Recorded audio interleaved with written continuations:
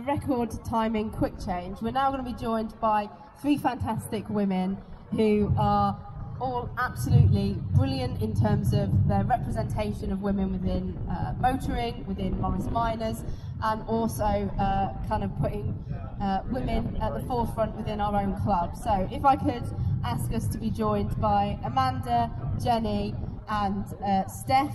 You can see Jenny's petting a dog, so I feel really bad from pulling her away from petting a dog to come and stand on the stage. Okay, so thank you very much for joining me, ladies. We're going to go and start with what it was about Morris Minors that appealed to you in the first place. So we'll start with Steph. The reason I picked a Morris Minor as my choice of first classic car was because I tried to approach it for once in my life with a bit of a sensible head on, and I looked at parts availability, what was in my budget, which was the square root of absolutely nothing, and what did I think that maybe one day I might be able to fix or at least bodge up myself half successfully. And out of all the options that I looked at, a Mini wasn't really suitable because, as some people will know, I just carry so much rubbish everywhere that I really don't need. And a two-door, something like an MGB, was just a bit too cool for someone who was a massive nerd. And so I fell upon a Morris Minor and found other really strange people that were of a similar ilk. And so I thought, oh yeah, go on then, this looks about right. And that's how I ended up with a Morris Minor and stuck with it. Yeah, absolutely. I think once you buy a Morris Minor and you start hanging around with other Morris Minor people, you realise that actually, yeah, no, these are my people. You're all the same sort of people in one way, shape or another. Amanda, what about you? Because you've got quite a few Morris Minors in all shapes and forms, but and you have a modified one as well. So what is it about the Morris Minor in the first place that appealed to you? Well, close. Oh, closer. Oh, yeah. Can you hear me? Oh, right. Eat it. Okay. Well, it was actually my father.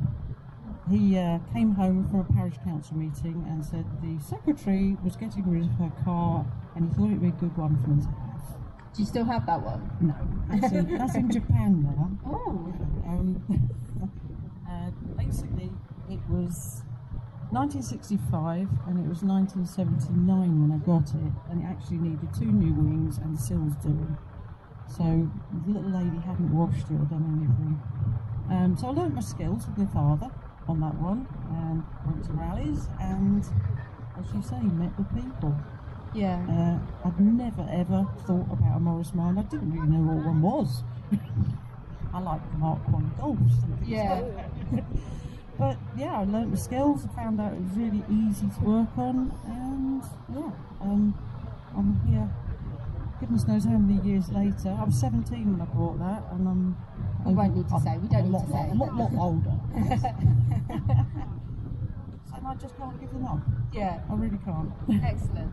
And Jenny, again, yourself, you and your family own quite a few Morris Minors. So what is it that drew you in? Well, again, similar, I suppose, to Amanda, I was brought up with classic cars. My dad had a Sunbeam Talbot 90, which was a lovely car, and I want my own classic car. And after, it wasn't my first, Morris Minor wasn't my first car, and sort of mid-90s I thought, oh yeah, it's time for me to get a classic. I thought, Morris Minor, I mean, they make everybody smile, they're easy to drive, they're easy to work on, they are your affordable classic. Then as a young driver, they're cheap to insure and to run, and great fun. And we're fortunate that so many of those things are still true for a lot of our young members today, so that's fantastic. Yeah. Obviously, you've all mentioned that you got the cars, you joined the club. How has having the cars and being part of the club influenced your lives? We'll start with Jenny, because you run a branch, you're an area manager, and also you're on the committee. Yeah.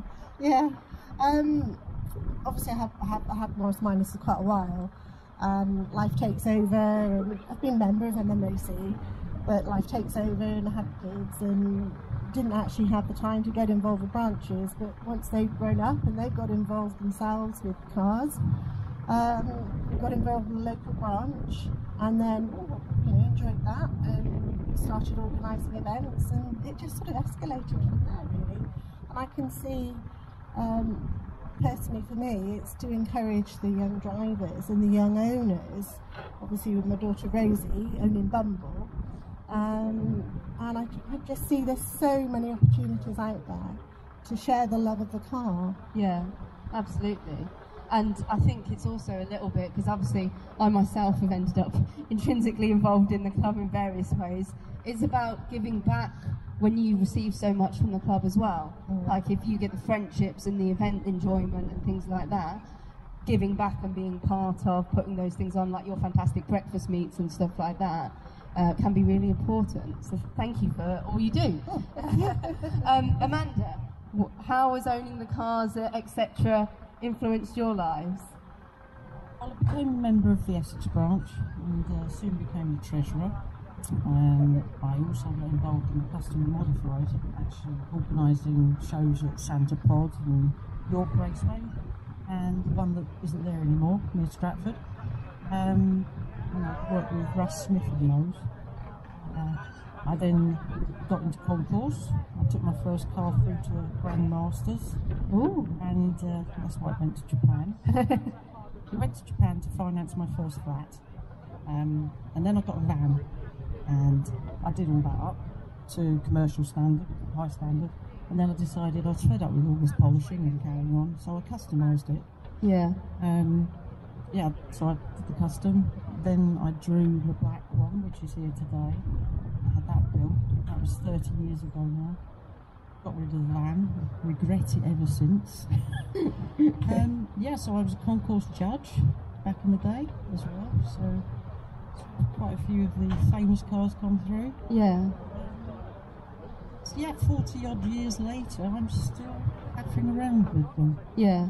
But I can honestly say, I have no clue where my life would have gone if I hadn't joined the Essex and the Icena branch when I was 17, 18.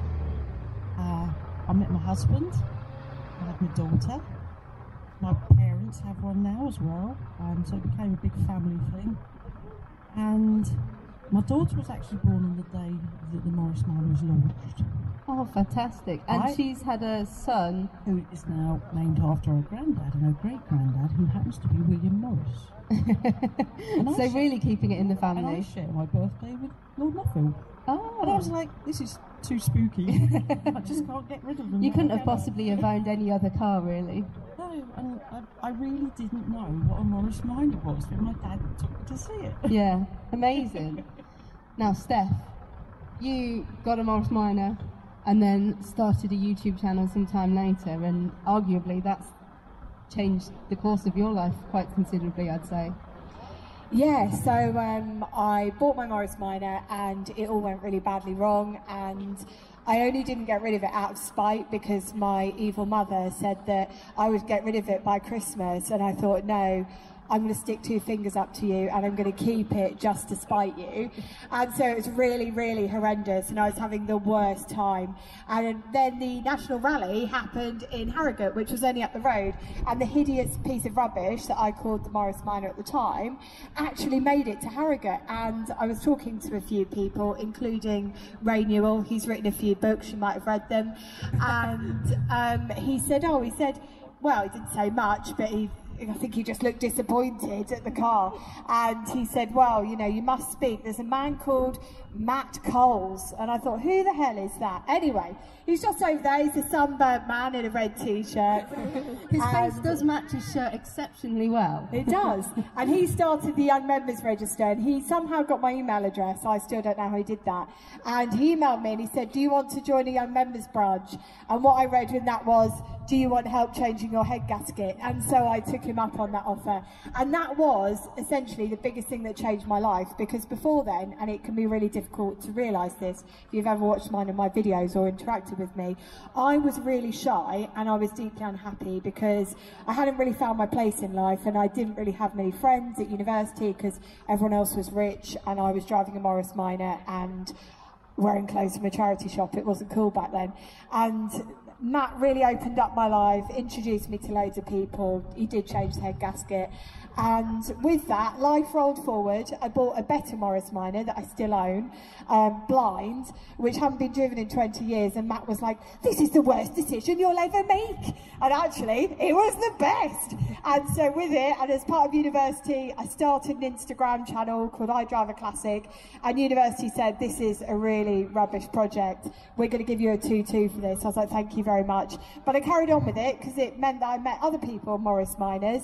And then I started a YouTube channel because I was watching loads of inadequate men tell me that I couldn't do it and doing rubbish job of it themselves. I thought, well, I'm going to be a woman doing a rubbish job of it instead. And actually now it's my job, which is a bit weird because when you tell older people, they look at you like, probably like it's the same reception magicians probably get, or balloon makers, and they're like, that's not a real job. And no, it really isn't. But that's how it's changed my life. And I would always say to people that if you do look at a classic car and think it's just a car, it's kind of not really, because you get everything else that comes with it if you are willing to buy into it. It's a lifestyle, isn't it? It's absolutely. It's never having a weekend in the summer. It's bodging a car desperately to get to a show in the hope that maybe somebody has an idea about what's wrong with it because you haven't a clue. Yeah, absolutely.